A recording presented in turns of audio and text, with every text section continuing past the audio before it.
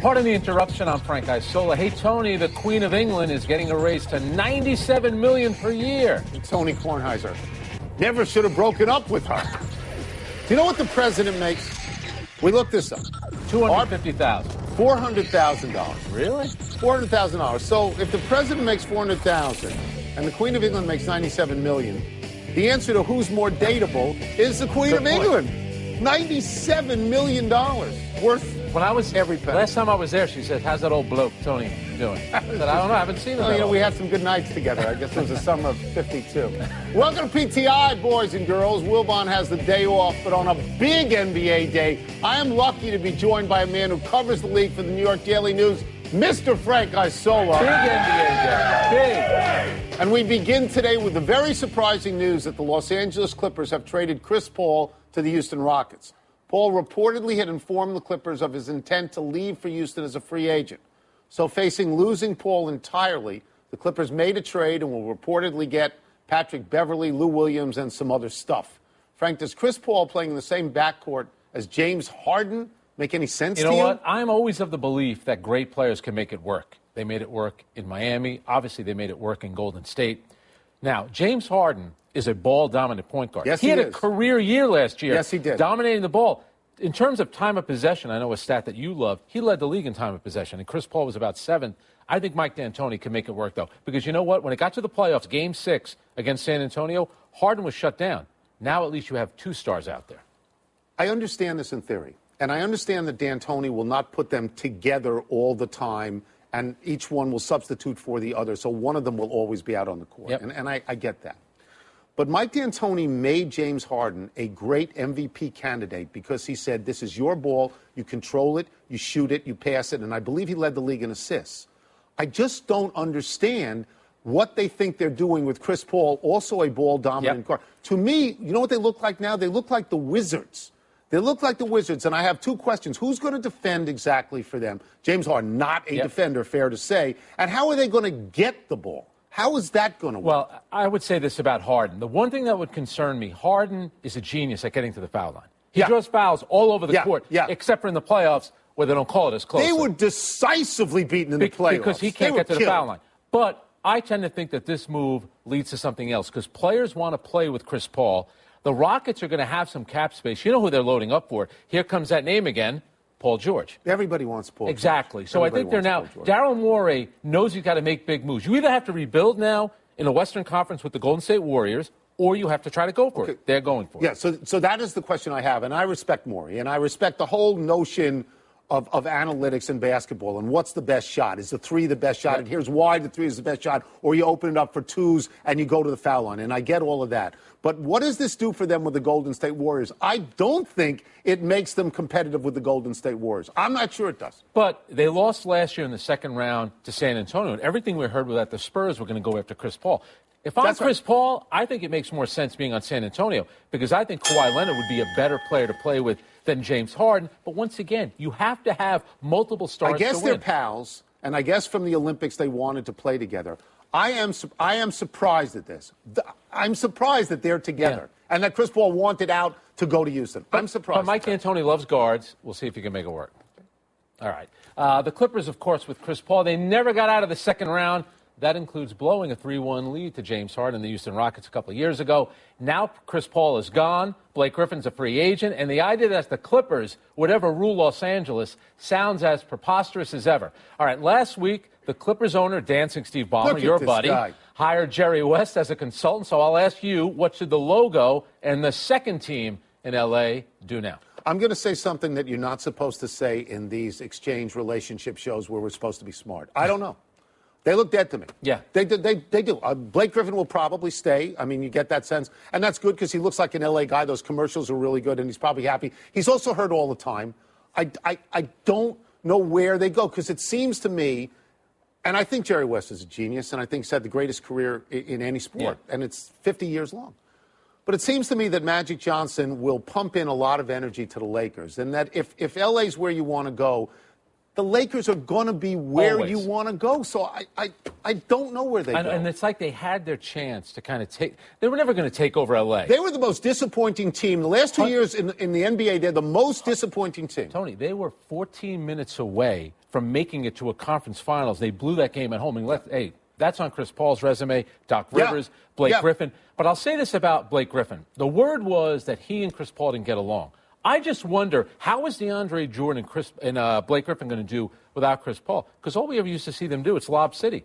Throwing the ball up to the basket, they would grab it and dunk it. It was a great show. I just wonder if they're not going to play with a point guard of that caliber, how effective the two of them will be. I think if you look at the Clippers, what we would agree with, and we may not agree about Chris Paul, but what we would agree with is that it did not work. No. And it looked like the whole was less than the sum of the parts when you got done. I can give you this fascinating scenario because you mentioned Ballmer. Ballmer has all the money in the world.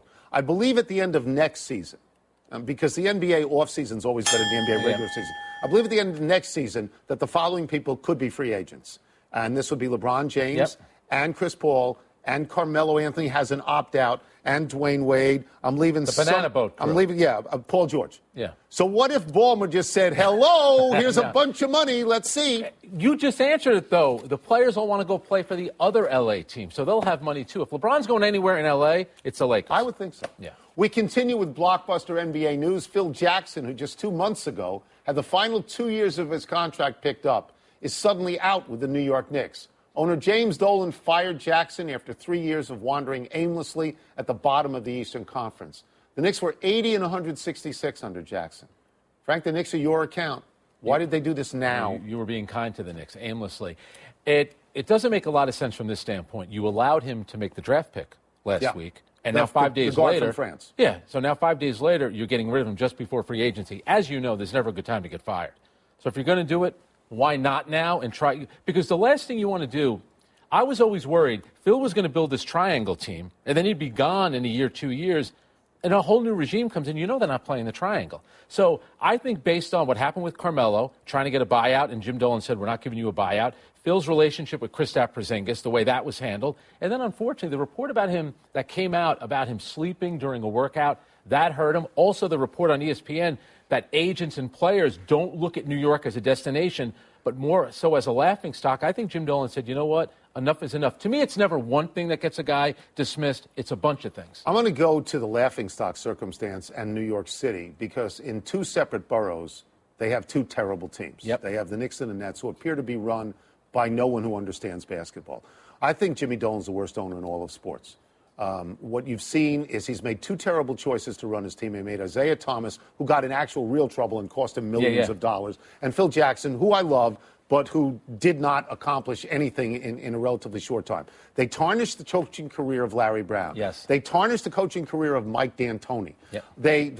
Phil trashed Carmelo Anthony every which way. And Porzingis, you're angry because he doesn't have an exit interview, and then he's shown cycling in Central Park. But somebody's got to be the adult in the room. And it looks terrible right now. Tony, when he was a coach in L.A. and Chicago, but really more so in L.A., it's one thing to be eccentric as a coach. You just showed Steve Ballmer, eccentric as an owner. You can't be eccentric as a team president, as the guy in charge. You can't be calling guys out publicly. It doesn't work in today's NBA. Unfortunately, you have to coddle. You have to have a good relationship with agents, other team executives, and he didn't have that. And you can't take on LeBron as well because LeBron is a very popular and important figure. Exactly. But I will say this, because everybody asks, well, what does this mean for Phil Jackson's legacy? It's possible we disagree.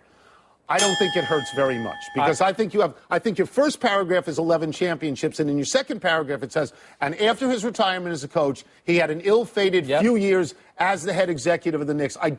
I think that 20 years from now, it will not look nearly as bad as it looks now. You stole the words out of my mouth. 10, 20, 30 years from now, he'll be remembered as a great coach. And Jim Dolan shouldn't have hired him for anything but a head coach. That's the problem. All of this Phil Jackson stuff, the end of his tenure, the end clearly, as you mentioned, of the triangle, the unknown, confusing circumstances surrounding Carmelo Anthony and Kristaps Porzingis. This is all a jumble now. And like I said, Frankie, the Knicks are your account. Where do they go from here? All right. Now, the reports are that Jim Dolan likes Masai Ujiri. I heard about this last season. I wrote a story about it. Masai, the Toronto Raptors general manager, is under contract.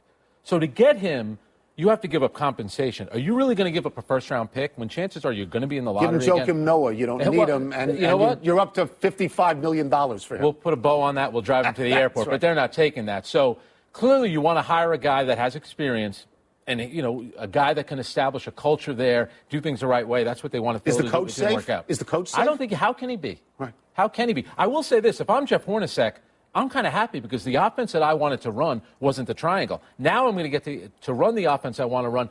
Porzingis is going to be happy. Carmelo's going to be happy. I have some money in free agency. The big thing is, do you bring back Derrick Rose? Carmelo's a ghost. He's a ghost of what he was. Porzingis is the guy you have to build around now. But he can still score 22 points, though. What you said a little while ago, when you said that there's a chance that free agents don't want to go to New York, I think that is easily reversed because I think that New York is a very attractive city. New York and Los Angeles are very, very attractive cities. Because I'm old, I'm going to take the opportunity to be nostalgic here. As Wilbon always says, this is the team of my youth. Yeah. And it is the team of Willis Reed and Dave DeBusschere and Bill Bradley and Walt Frazier and Dick Barnett and Earl Monroe and Phil Jackson. Yep. And Phil Jackson, who I've known a very long time and whom I love. And May 8th, 1970 is Willis Reed. He comes off the bench. He's hurt. He hits his first two shots. They win a game. Clyde had a good game that night, too. Yes, he did. There's nothing like that again in 45 years. I mean, it's just not like that. And they've never won again, right? They got Patrick Ewing got to the finals, but they never Riley, won. Jeff Van Gundy did get him to a final. But we're not even close to that What anymore. we're looking at now is what the Knicks were in the 1950s, the worst team of all. I mean, okay, there are worse teams than the Knicks, but it's a big-time city with a lot of money and a fabulously frenzied basketball audience, and they have nothing. Isn't it amazing, though, that Phil Jackson was brought in to establish some credibility, make the Knicks respectable, and he goes out and they're a laughingstock, unfortunately. It's going to years, right? Years. That's right. I got years. At least two. Let's take a break. Well, that's 2 years. Coming up, could the Celtics really add both Gordon Hayward and Paul George? How often are we talking about this guy? And did the Cubs, talking about a team that we talk about a lot, do they really need to cut their catcher for what he said last night? Actually, yes. Yes. They really did. I heard it. Yes. You don't go after your star pitcher like that. I would never go after you.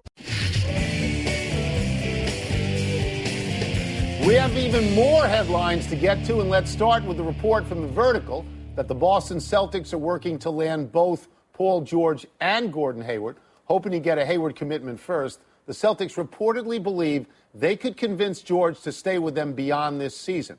Frank, do you like Boston's chances to pull this off, and would it be enough? You know what? I do like their chances, and I think one of the reasons they didn't go after Jimmy Butler, I think they're saving their assets, their cap space, for both Gordon Hayward and Paul George. And here's the big thing.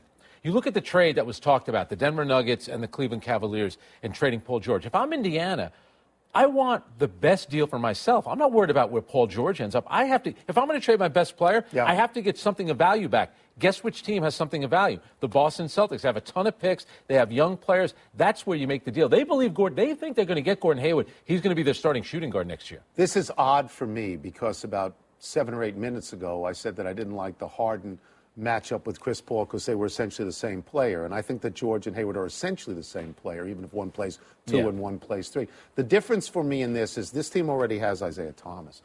You are going after Golden State when you do this because you say they play small and we can play small and we can play fast.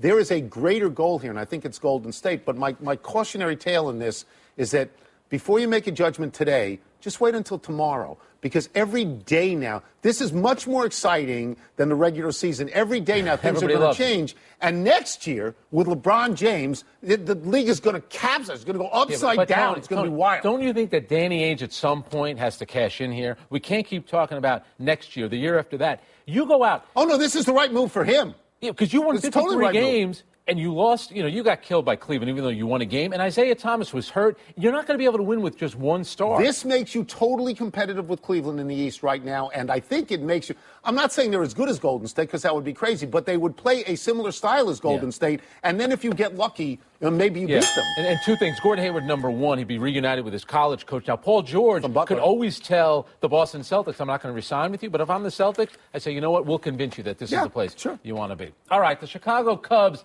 imploded on and off the field while losing 6-1 to the Nationals last night. Cubs catcher Miguel Montero was designated for assignment today after criticizing losing pitcher Jake Arrieta in a game where the Nationals stole 7 bases in 4 innings. Montero says it's easy to blame the catcher, but, quote, my pitchers, meaning Jake Arrieta, don't hold anyone on. Montero later apologized to Arrieta, but he's still out of a job. So, Tony, were the Cubs justified here? It's not just 7 last night. It's on the year 31 of 31. That's 100% success rate against this particular catcher. And I watched the game last night. Trey Turner stole every time he got on, second and third. And Montero, these are direct quotes, so I think I can use the word. Direct quote. It really sucks. I have to take full responsibility, but I didn't get any time. Well, you're not taking full responsibility. I mean, you're looking at, I think we would both agree that Theo Epstein and Joe Madden have some sense of what their locker room ought to be. And then you have Anthony Rizzo saying, you can't criticize players. They had to do this. They had to do it. Yeah, Rizzo said, we win as a team, we lose as a team. You know, I mean, all those bases weren't stolen off the catcher alone. I mean, Arrieta was part of that, but you don't light him up like that. Yeah, he does have a slow delivery to home plate. Now, while you had a meet and greet in Bethesda, I was actually at the game doing research for the show. So don't talk about how you watched the game. I was actually there. I watched the game but it's from different my house in the there. District of Columbia. I actually experienced. I was I know, soaking but it all Rydom in. had free tickets, and so he took you. You were on the arm. But how about Montero? Here, you talk about bad timing. You're going to go after your star pitcher. He's the same guy that on the day of the parade criticized the way Madden had used him during the season. Okay, so Wilbon calls me last night, and he just throws down all the resignation that he's got because it's like 4-1 and it's soon to be 6-1. And he was very critical of Montero, but he said Contreras, who I think is the other catcher. Yeah. He loves him. He loves him, but when Wilbon gives up by the 5th inning, it's brutal. And how quickly they forget. Montero hit a big home run in the World Series last year, helped them win a game. So. And you know where he is now? He's not in the World Series. He's gone. You're right. The Cubs, speaking of the Cubs, made their second trip to the White House today. About half the team met President Trump. All but 4 made it to the January visit with President Obama.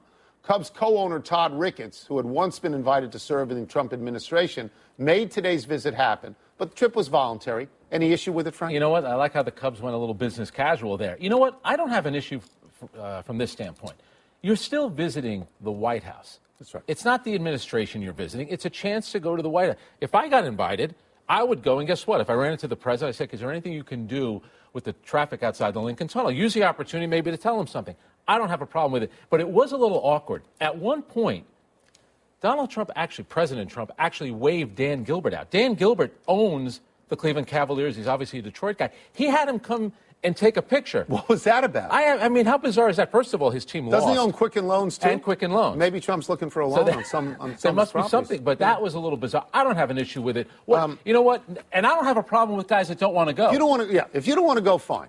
If you want to kneel during the anthem, fine. These are protected rights under the Constitution of the United States. I've been very, very fortunate. I've lived in Washington a long time, and either at receptions or some sort of event, I've got to go to the White House, and I've got to meet President Reagan, and I met President George H.W. Bush, and I met President Clinton, and I met President Obama. And every time I went, it's not that it's political. Every time I went, I felt honored. I brought my kids. I thought it was great. This is respect for the office. It's the President of the United States of America. If you don't want to go, fine. But I feel it's a great honor to walk in. It's the people's house. You get to walk in. It's lovely. I love how you're a regular guy name-dropping presidents. I knew President Phil Jackson. Does that count? No, because he's out now. And Reagan is out. The notion that you would Bush say that I even think of myself as a regular guy is cloudy. Unbelievable. Let's take one last break. Still to come is Andrew Luck right not to be down about his shoulder recovery. And how should Bill Belichick feel about his Nantucket magazine photo spread? You were on it. You were on the May cover. I think it's a big deal to get invited to the White House. Absolutely. I think it's a great honor, and I think people should go. I mean, if you don't want to, it's okay also. I would go. But I would go. I want to see what it looks like. Well, I'll see what I can do. Exactly. Okay, Kevin, for the grand prize of $1 million. What color is the White House? I know this. 5 seconds. Oh, switching to Geico could save you a bunch of money on car insurance? Okay. Judges? That's true, Kevin. They'll allow it. Congratulations. You're a winner. Woo! Geico, because saving 15% or more on car insurance is always a great answer. It has been widely reported that Beal and Wall don't like each other. And now that Wall wants to get rid of Otto Porter Jr. to bring in Paul George, that makes for a fun locker room dynamic, doesn't it, Frank? You know what? When Bradley Beal's healthy, he and John Wall, they're in the conversation for best backcourt after Steph Curry and Klay Thompson. No, they're very well. They put themselves in that conversation, but it's been legit this year. Yeah, when totally legit. Happy anniversary, Vladimir Putin. On this day 12 years ago, Putin lifted Bob Kraft's Super Bowl ring.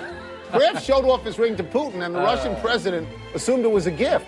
Since then, Kraft has collected 2 more rings, and Putin has collected a presidential election he so eagerly sought hours. Come on now, where are the laughs here? We kid. That's a rim shot thing. That was Who gets good. to the White House first, me or Putin? You. Good. You've been there. You'll be there tomorrow.